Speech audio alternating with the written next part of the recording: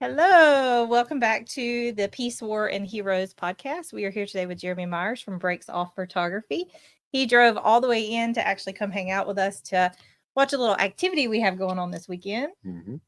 So we're just going to talk a little bit, kind of talk about the air show, what's coming up, and just some of the things that Jeremy appreciates about our air show and all air shows, as he is an active duty Air Force personnel. So, welcome, Jeremy. Thanks so much for having me. It's great to be here and great to be a part of what's going on here in Monroe. Yeah, so I guess everybody probably doesn't know that the 101st is coming in. 80 helicopters.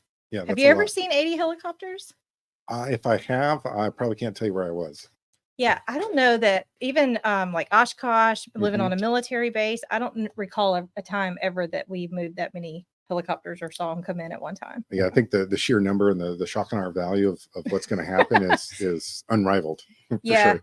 Somebody Mhm. said, "Oh my gosh, I live right over the course of the airport." And I'm like, I don't think they're going to be doing a lot of flying around. They'll be doing a whole lot of local, Mhm. but it truly is the sound of freedom for what we do here at the museum and the appreciation that we have for these guys. Yeah, it really does, and I think the kudos to the Army because it sounds like there's points behind what they're doing. I think it's Right. really incredible to be able to pull something like this at this scale off. Yeah, so we were so Mhm. blessed, and I'm so glad you were here for it, where they came in this morning. It was Mhm. four of them, but they came in and they really wanted to see parts of the museum. One of them was kind of a history buff, and so we got the joy of kind of bringing them around the air show and really going through some of the history that we display here. And Jeremy, you've been here once or twice to the museum before, or Twice, more? Yeah, twice at yeah. least. Yeah.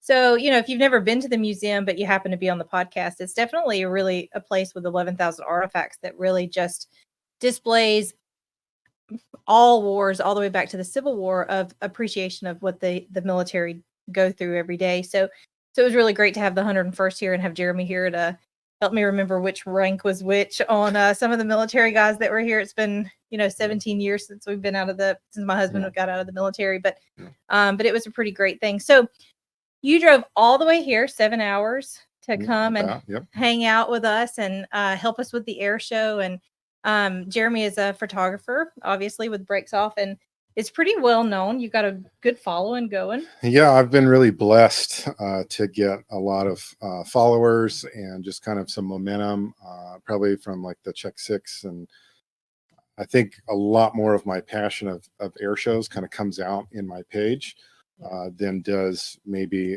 anything else that would. And that's really drawn and kept a lot of people, which is really cool. So tell everybody what Mhm. you do in the Air Force currently. So I'm a tech sergeant E6. 17 years. I hit 18 years on the 1st of March of active duty Right. service. And I teach new airmen how to work on all 21 of our airframes. So bomber, fighter, cargo, electronic, whatever the case may be. When they come out of basic training, if they know they're going to be a crew chief, then whatever AFSC that is, they come to me and I get them for just 24 days. And I like to say that I teach them that this is what a tool is and this is how not to be a tool. Right. And that's, I mean, in summation, that's what we're doing. We are molding and shaping, and it's a really, for me, it's a unique opportunity as I'm rounding out my career to really invest in the new Sure. legacy of crew chiefs. And I mean, that's gone back for, I mean, probably in the museum here uh so long, but it's really cool for me to be able to mold that. Well, and such an integral part of every airplane that you see flying has those guys that Yeah. are taking care of every aspect of Yeah. that airframe, and you have to have. It's just like the air show and even this museum and everything that we do in life is, there may be the pilot that gets a lot of the notoriety, but it took a whole lot of people behind the scenes to make that work. Me being the director of the air show wouldn't matter if I didn't have 200 people that stood up and said, "How That's can right. I help this That's right. make it work?" Yeah.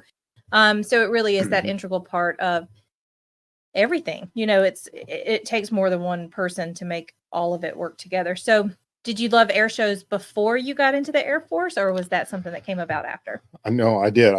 My dad took me to an air show when I was 5 Yeah. in Yakima, Washington in 1996. And the Blue Angels were actually there. I Right. remember that. I actually saw JATO, the C-130 with the jet assisted takeoff. You'll remember that for sheer noise factor alone. But what really got me going, I think, Holly, was the F-16 demo team, which is really fun because you're going to have the F-16 demo That's team right. here That's this right. year, right? So I can kind of talk about that. Right. The pilot his name is actually Captain Huevos Gallegos. That was his call sign, Huevos.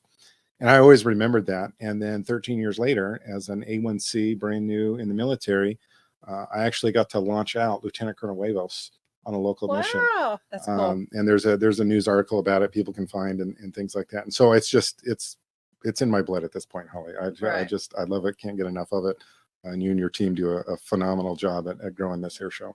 Well, I don't know if you know, but it hadn't been an air show here since 1977, and then we brought it back in 22. And trying to learn how to build something from nothing. Like we didn't even know where we were going to park a car for the first year, and it was all something that you had to figure out. But I tell Jimmy and all the people, Patty and Neil, and all the people that had enough faith in me to put me in charge or allowed me to take over, probably is the better alternative to that you probably shouldn't put somebody in charge of an air show who loves air shows. My husband was in the Army, but even before that, we were air show people. My family, my dad was military, my grandfather was in the Navy, and so it's just something that you love.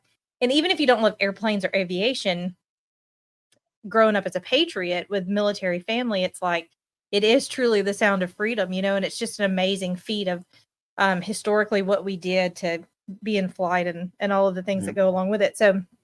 So there is a downside to putting somebody who really likes air shows in charge of air shows, and because they'll call and they'll go, "Hey, we want to come," and I'll go home and I'll like, how do we make this work? But so since years and years you've loved air shows and you've traveled to how many a year? It by year kind of depends, but right now I ended my 33rd season last year with 118 air shows, 67 locations, 15 states, and 4 countries.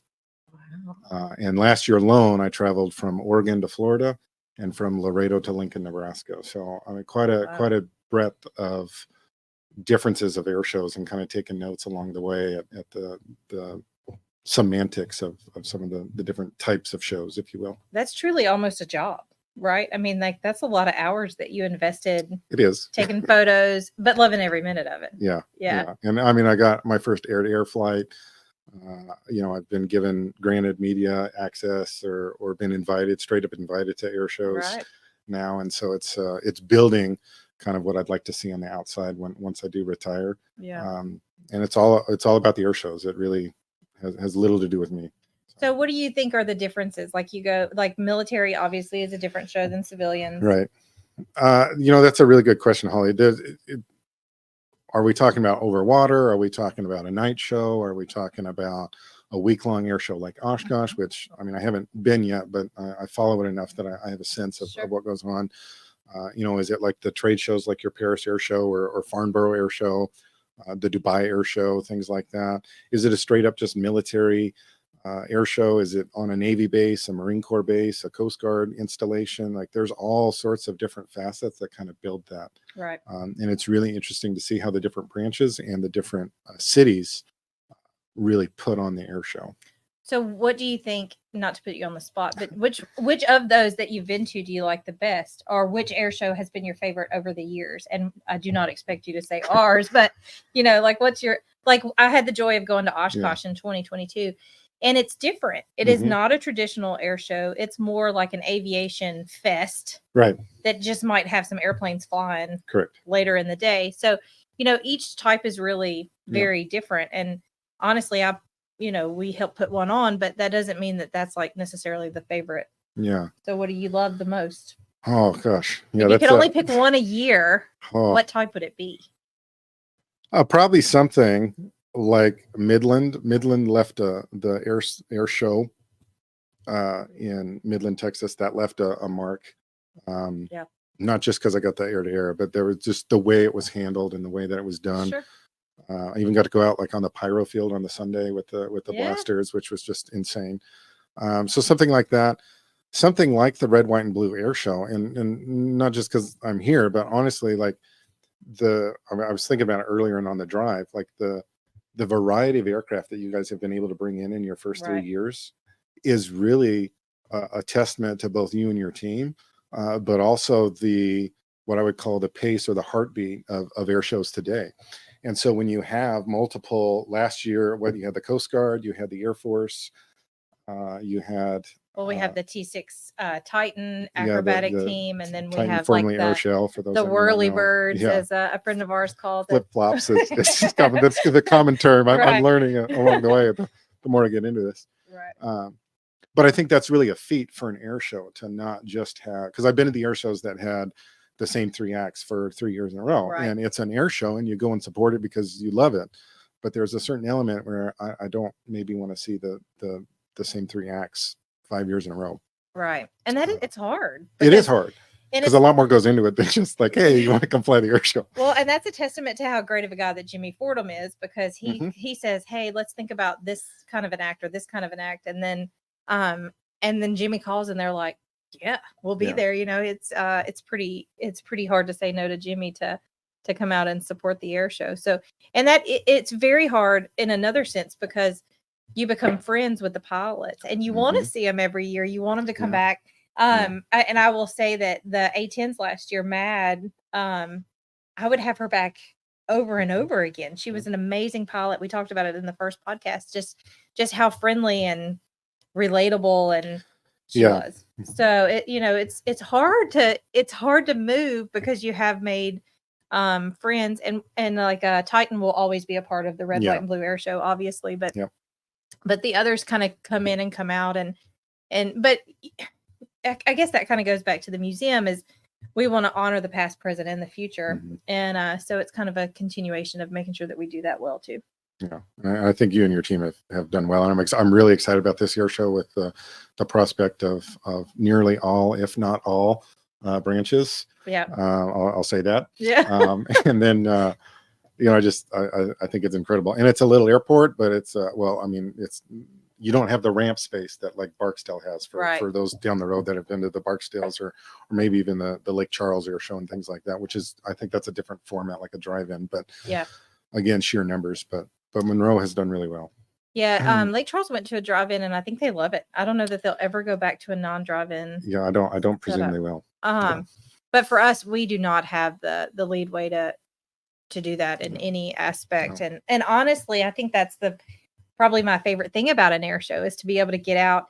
And I've told this story many times. Like if we're not doing this and inspiring these kids to, you really want to continue on and become more patriotic and really appreciate that. And you don't get that in a car. You don't get that when you're not able to see the kid that's excited. And so that's probably the favorite thing about my position with this air show, is to be able to drive down the alleyways, trying to go do something, and you see the kids looking up and they're just lit up and very excited. So it's all part of it for sure. Yeah. And I think you got to think about the pilots too, right? Because the pilots love interacting with the kids just as much, because an air show, right? Like when you're younger, air shows are like, oh, the smoke and the noise, and that's a part of it.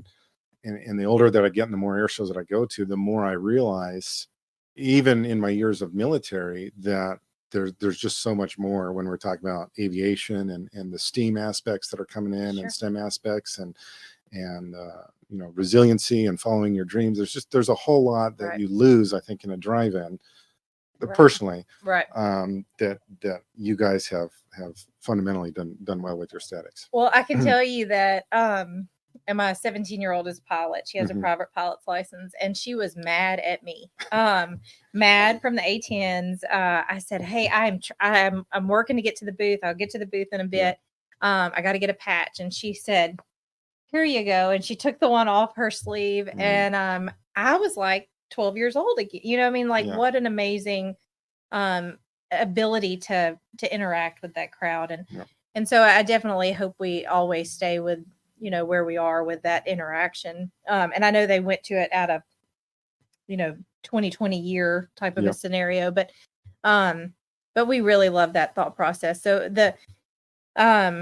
with that 139 airport, we're so restricted. We have those commercial planes coming in, and so we're kind of stuck on this side, but it really works pretty well. Yeah. And hopefully one day we'll pack all the spectator area completely full. So if you had to, I don't know if you ever answered. What's your favorite? My favorite. Yeah, sorry. Oh, Midland, you did answer. I did. I said Midland. Yeah. I'm I've probably been to Fairchild, Skyfest, and iterations thereof the most, because that's where I grew up. So Fairchild Air Force Base, Washington, and that it is a home air show, so I think that's probably why I would say that. But it just the ramp, like I know it like the back of my hand. Sure. And regardless of what airplanes are there and how it's set up, that's just kind of that's my go-to air show. So we get a lot of comments about how people like at a military show, there's like it's forever away from you, you know, like you know the ramp is back here, the statics are on, and there's always amazing beautiful statics that you get to tour. But the flying is like further out. Sure, it seems like a mile away, but and so we get some comments like it seems so much more close, and it probably really isn't, but for some reason it seems like it is here. Yeah, I think it's all based on like the ramp, and then the FAA and safety is going to be a primary concern. It always is. That should be out of the question. But your ramp space and what you can do with it, and then how far out you're gonna push it, and the type of air show. I think the furthest I've been is probably Seafair, because you're in Gene Scene Park there in Lake Washington, and the airplanes are what seem to be forever away. I mean, it's a Blue Angels, it's an age-old thing, and you have the hydroplanes, which is a fun element to an air show for sure. But yeah, Monroe is pretty close. I would have to think really hard probably about what's the closest I've ever been to outside of certain media credentials I've gotten. Right. So the Air and Sea, have you been to that one? It's like, I know there's one in maybe Chicago. Like, I have been to the Chicago Air and Water Show. I mean, again, with regard to the air show, I think there was like 1.3 million people there the day that I went in 2004, right? And so you're packed in, like there are no statics, but there's just people as long as you can see. And I was on the lower side of whatever I was way outside the box, but the Blue Angels was still flying over my head and stuff like that. Really? So I have been there. I've been to the Tri-City Water Follies, been to Seafair. Honestly, if I was to think about it, the closest I've probably been at like a military scale air show is the Royal International Air Tattoo over in Europe. Gotcha. So earlier you showed me a picture of your very favorite picture you've ever taken at an air show before. Tell us, and I don't know if you have your phone with you, maybe you can show everybody if you want to. Yeah, give me a minute to pull it up. So it was 2004, is about a decade ago. Just a decade or so. Yeah, just a decade. Oh, hey, it's still pulled up. Oh, good. So I was at the Warriors over the Wasatch Air Show. Okay. And this is probably actually going back to it, because I'm here helping out in whatever way I can. Yeah. This was probably kind of the beginning, if I think back to it, of kind of being involved more than parking a car. Right. Because the Air Force it does. Shout out to all my volunteers, right? You matter. Right. So I was helping public affairs, and they asked me if they didn't know who I was, and that's okay. But they asked me if I want to go riding with Golden Knights. I was like, let me check. Yes. So I almost didn't get to, because poor person, I felt really bad for the individual that went on the Saturday, because I was slated to go on the Sunday. They got sick up at altitude because the doors are open. It was a different platform. It was their C-31 platform. And so they actually had to all jump out at once. And I noticed it from the ground that all 17 people jumped out or whatever, and not their normal show of onesie twosies or whatever. And so we almost didn't get to go. But on the Sunday, I did get to go up, and I was sitting right by the door of the aircraft. And at 9,300 feet for 2 hours, we were just circling over Hill Air Force Base. And at one point, the F-16 Heritage flight at the time was doing the Heritage with the P-51 Diamondback that's up in Idaho. It belongs to Mark Peterson, a stalwart airshow pilot. Gotcha. But somebody else was flying it. So I got this photo. I'm just going to try to get, so you can kind of see sorry, you can see the F-16 and the P-51. They're in between the B-52 and the C-130. Oh, it is. Right there. Yeah. They're actually over the crowd. And it's a really brilliant picture, and it was really cool to get, because I saw him and I just started clicking, and then it just happened to. And you just happened to be hanging out the door of a at 9,300 feet. Yes, ma'am. Yeah. It's horrible. And they go up much higher than that now. It can, yeah. It depends on like winds and stuff like that. But yeah, So we went to like 12,000. 12, I Yep. think, and That's about the highest I've seen, I think. I can totally relate to the possibility of getting sick because Mhm. you're like you kind of like, no, I'm fine, Yeah. but you're like, man, this is weird. It's a Yeah. very weird feeling. And the year that I got to go, it was 167 degrees on the tarmac and 40 degrees by the time we got to 12,000 That's a feet, big difference, Holly. And so you're sweating. And I was next Yeah. to this Monroe City police officer who, again, you can't do it without. And I guess somebody didn't come on the media flight. And so they grab him. They're like, hey, come on, let's Yeah. get on the airplane. And so he does, and he comes. And I have this video. And after he was like, if you ever show that to anybody, because you Yeah. go from, that year, it was so hot. It was in June. It was our first air Yeah. show. It's never been that hot in Louisiana before. I don't think in a June ever. It was pretty muggy on the ground. It was pretty hot.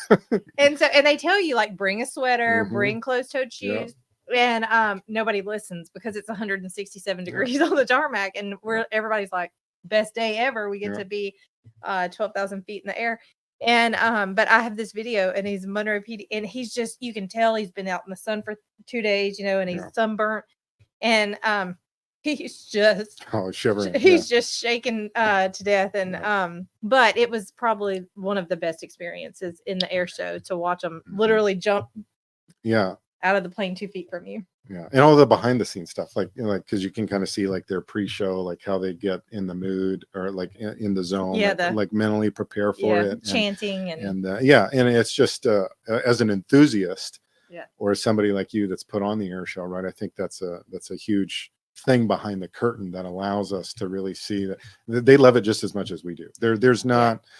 This is not a job for them. Right. These guys are handpicked. These men and women that do this, they know what they're getting into, and they do it very well to both promote the goodwill and ambassadorship of America, but also each branch and kind of what they bring to the table. And so that's really fun, and I think something to highlight. Yeah, and it really isn't not a job. Like, you can't say that enough, I don't think, for those guys. And they're so committed to each other, and they're so committed to the military. Yeah. And I think that was the saddest part. Did you get to meet Ty while he was here, or had you known him prior? So we had interacted, and I did send him some of the photos from that air show. And so, yeah, we had interacted. Yeah, I think that's that's like that's one of those mixed emotion things. Like that was probably the highlight for me of the 2022 show, and the saddest part of the 2022 show, because you're so blessed to be able to meet people like him, and he was such an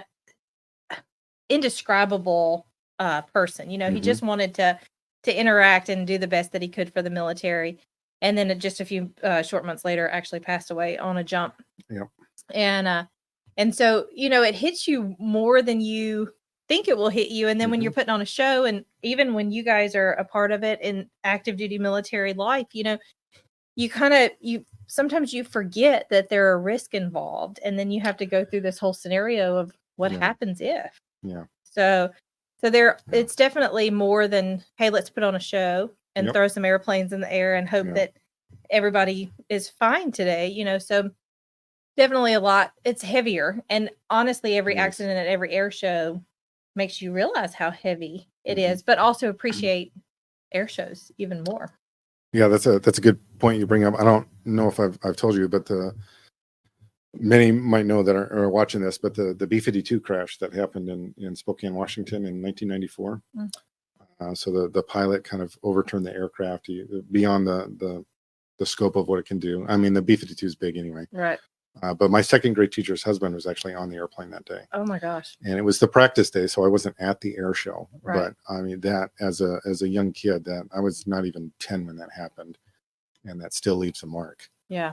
For sure. And I've been blessed that I've only been to one air show that actually had an incident. Yeah. Of all those air shows that I listed.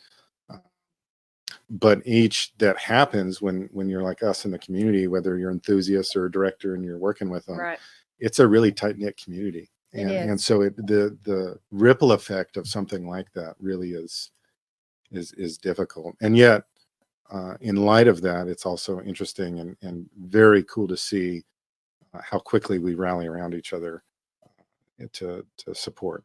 Yeah, I thankfully was not there, and I worry about it every day that I am responsible for this air show, like the crash that happened in Dallas. Yeah. And, it was within, which also, is something to bring up for any air show that you attend. But, people had that online so fast. Yeah. I don't know that the family was notified. I don't know that anybody had time to process it. But Yeah. I was tagged so many by everybody, Yeah. very quickly. And it's heartbreaking, It it's really just. is. And then thankfully, well, not thankfully, I guess, but I had not had the ability to know those guys. But it is heart wrenching. Mhm. And then Reno happened, and it was a T6, and Yeah. I've become friends with some of the T6 pilots. And Yeah. it's like every moment it's really kind of what I strive to live for every day. Is you don't know when it's going to be your last breath, whether it's in Right. a plane or on the ground, or for any number of multitude of reasons. But you just have to hope that they loved every second of it. Yeah. And you do the best you can to honor Yeah. them and appreciate them. Yeah. And we got real heavy real fast there. But Ty was that life altering Mhm. moment. And Yeah. so there's a lot that go into it, and people don't really necessarily see that. But I have this fabulous picture, and I probably couldn't find it in time if I wanted to. But it's me and all the guys around from the Golden Knights team. And I think one of them was cracking jokes about that I was using my power to be able to sucker them all into one picture at a time. Yeah. But it's like Yeah. my favorite memory of the air show is, they're just like it really is the best people It really you will is. ever meet. So It really is. I have a lot of memories of seeing cool airplanes. I now have a lot more memories of just being really able good to, people. like Yeah. interacting with good people. Yeah. And it keeps me going. Yeah. And when they contact me, or when I gotta go hang out with them, or they were like Kyle Franklin. You're gonna have Kyle Franklin Yeah, this year, we're right? excited. That's a comedy act. We Right. can talk about that. But I was at KC, and I mean, I'd been going to a lot of air shows last year, but at KC, I was talking to somebody else, and Kyle recognized me and came up and said hi to me. And I'm Yeah. just like, you know, Yeah. an enthusiast. And so like you remember those Yeah. to speak to how good these people are, for Yeah. sure. And Kyle Franklin is a hoot. He really is. In his So self. is his act. Yeah. He brings a show. We got to watch him for the first time in Oshkosh in Oh, 2022. Fun. And then he called me the other day, and we hope he'll be here for all 3 days of the air show. But it is an act that you won't soon forget. No, and you'll have to. I won't give away too much, but you'll have to ask him if it's ever gone wrong. I Okay. hope we get to have him on the podcast before the air Yeah, show. We have the ability to do that. I love that story, by the way. Yeah. But yeah, so he if I can talk about it for a little bit, Yeah, he sure. does a Ben Webonowski is I think is the name. And so you're gonna see him as a comedy act, kind of pretend to be somebody else.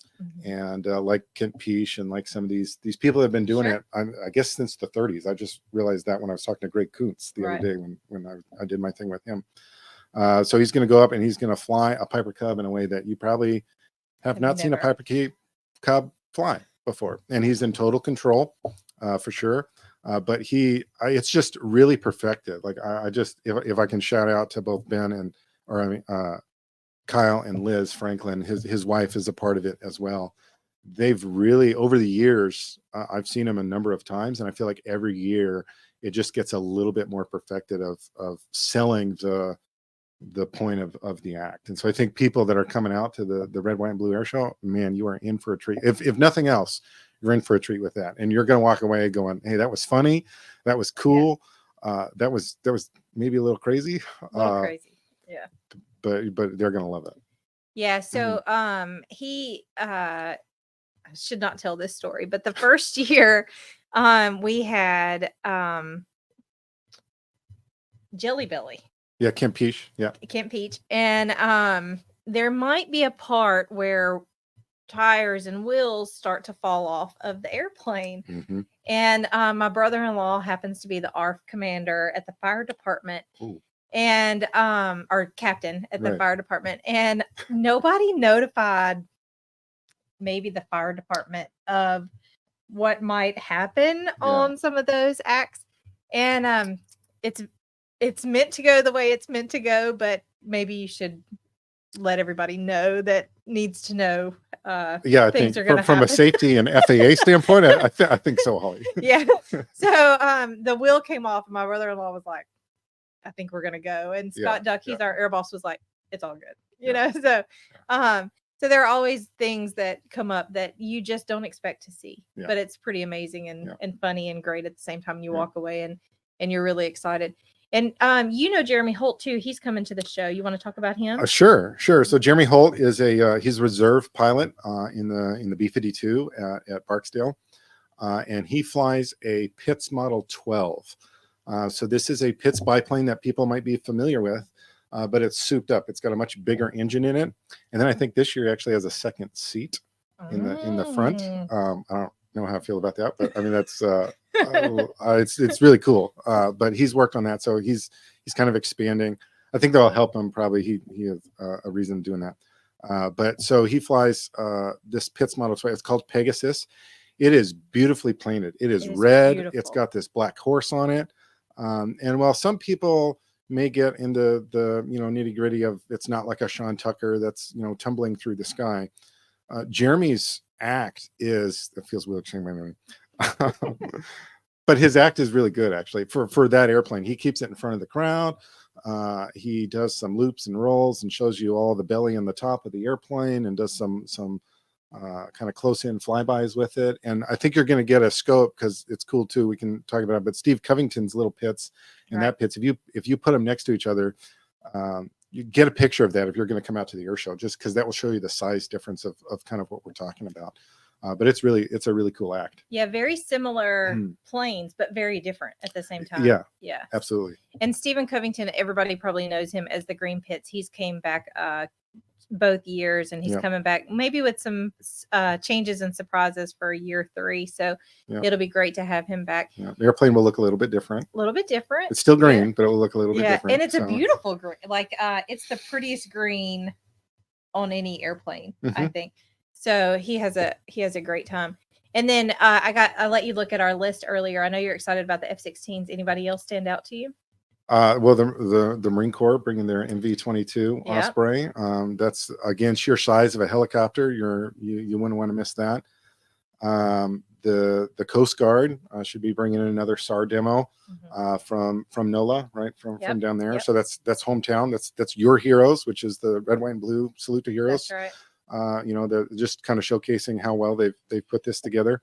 And unsung heroes. Those guys are always doing their job. It's actually really hard to get the Coast Guard to an air show, especially mainland or inland, because they're always on call. And so, that's a huge feat and a real treat for those that are coming to kind of see how they do that. But if we can go back to the F-16 for a little bit, some people may not know. Well, I mean, I've spent 17 and a half years working on the F-16. That's my primary airframe. I've gotten 2 rides in it, taken it all over the world, which might be a different podcast. But next year, Lockheed Martin and General Dynamics are actually going to celebrate the 50th anniversary of the F-16. And I think I was looking the other day, there's somewhere around 30 countries now and entities that have flown the F-16. And so when it came out in the 70s, in the late 70s, it was meant as a multi-role fighter. And I would say it does it very well with the amount of countries that have operated it and continue to. I think Slovakia was like the latest country that picked it up. Wow. Which is really cool. So that you're not going to want to miss because that's, hard charging afterburner. I got to travel with the old Viper West team in 2009 for an air show to Beale. But that's kind of my baby. So obviously I'm looking forward to that, even though I've seen it loads of times and launched it out more times than that. Right. But, yeah. So I really thought when the Coast Guard decided to come and, the first year they talked about maybe doing a demo, and then the second year they were like, this is the year we got the go to be able to do the demo. And I really had no idea what to expect. And then they kind of, I'm busy doing something else. And I turn around and there's like a guy falling out of the helicopter being rescued in the middle of the tarmac. It was amazing. It is really amazing. It was great. What people may not know, I can't speak for that particular instance, but what people may not know is that sometimes with these military acts, particularly flybys of like bombers, if you ever get one or like I have seen that at an air show. It really is a training mission. Right. And so it's time on target. And so they're not just like, oh yeah, we'll come and fly by your air show or whatever. It's a very like they brief it. They are down to the minute. And I would imagine even with a Coast Guard, that's an opportunity for them to get checked out on the rigging or whatever the case may be, or just the hand signaling and the, you know, in a different environment because you're not over the water, over rocks, Right. you know, going back and forth and just, can I see you? Can I not? And so it's really, there's a lot more even than that. It looks really cool to us, but for our military, there's a reason behind it that is briefed and within safety parameters, of course, but really helps the crews out too. So there's dual purpose. Yeah, I don't know if anybody is aware of this, but the C-140 Aurora that came from Canada last year that set static on our ramp, they only were able to come because it was a training mission to use it on the way down. And I think they were following the Mississippi River, and that was the reason that they got to come. Later used to search for the Titanic ship that went down that nobody could find. They actually used that same plane to be able to look for the radar blips of that lost submersible. But so it really is. It's very neat to look at. It's an amazing thing to watch. It's something that you don't get to see every day, but it really is an important part of what they do all the time. So, so I'm excited about 101st. It looks like they'll be able to come back. It'll be a good weekend this weekend. I don't know if this will be out in time for very many people to see it, but the 101st is here doing a kind of a mission this weekend. So if you have time to run out to the Monroe Airport, just find a safe space to watch. But you're welcome to watch a ton of helicopters come in over the weekend on Saturday. And I think the majority is going to be from 2 to 8 p.m. So you have plenty of time to kind of come and see some of that. But it's an amazing thought process to know that not only does Monroe have such a rich history, but, you know, there are still active duty military that come here. And even in general, which you don't live here to probably know, but we have C-130s and helicopters here landing all the time in the middle of missions. So it's neat that we still get to play a part in that, in the training and the history of what the military is doing. And they came in and visited the museum today, and it was an amazing, to meet those guys. I miss living on a military base. I didn't think I would ever say that when I actually lived on a military base, but again, it's kind of like the Airshow family. The military family is this whole different, it's amazing. There's not really words to describe if you haven't been in a military family to really know, what that emotion is, to know that your spouse is gone or that you're a part of something greater than just coming to work every day. Yeah, no, you're definitely right. I think evidence of that for me recently is probably my best friend in the military. His name Caruana. We were stationed together in 2006 at Hill Air Force Base as young airmen, and then we parted ways just because he got different orders and I got different orders. I think I've seen him not more than 3 times since 2006, and we probably talk on a weekly basis. Yeah, and you're the family of the military is what drives that you have somebody that understands what's going on and is behind you, and there's just there's a camaraderie that really is unrivaled in that aspect. Well, and I think that kind of goes back to the name of the podcast and the reason we chose it, Peace, War, and Heroes. Sometimes you can be a hero and your best friend is your hero. The people that you serve with every day, that's right, matter as much as your family do. And understanding, what the choices that you make every day affect millions and millions of people, and it matters all over the world. It really does. So, and that's where and why we do what we do here, to try to support the veterans in the military. So excited to have active duty military in here at any time, and just continue to do what we do to support the veterans that come in and that need our assistance. And so that's talking about the Golden Knights, and it's not really a job, neither is, coming here every day. And you haven't had the joy maybe to do this before, but today you've kind of sat around and we've been working on the air show and what we can do to make it better and kind of going over the things. And I hope you find it as humorous as I do that most of the people that walk in, we probably already know them, and they come here because this is their place of peace. Sure. And then you have another 20 that come in that you've never met, and you'll probably never see again. But Right. but you all walk out with the same sense of urgency of, how can we do better as a nation, as a person that wants to be a better citizen. Yeah. So No, that's true. I mean, very welcoming. The and seeing the dog was great. That was a highlight. Despite being just the privilege of being down here in this weekend for what we're doing. Well, we are gonna I think end it here. Any last words? What you want to say? I just think if your calendar is not marked for the 3rd through the 5th of May, mark your calendars. You're in for a treat. There's gonna be a night show. There's gonna be fireworks off an airplane. Some more great acts that we haven't seen. Some more stuff in the works that Holly and her team are working on. Yeah. And I'm excited. You can can I tell them where they can follow me? Yes, absolutely. Right? Absolutely. So you can find me at Breaks Off Photography on Instagram and Facebook, and you'll probably find some from previous air shows if you're interested, just kind of seeing the sunset flight. I will be out here with Holly and her team, and we hope to see you on your ramp when we go smoke on. And thanks for the opportunity to come down here and be on your podcast. Yeah.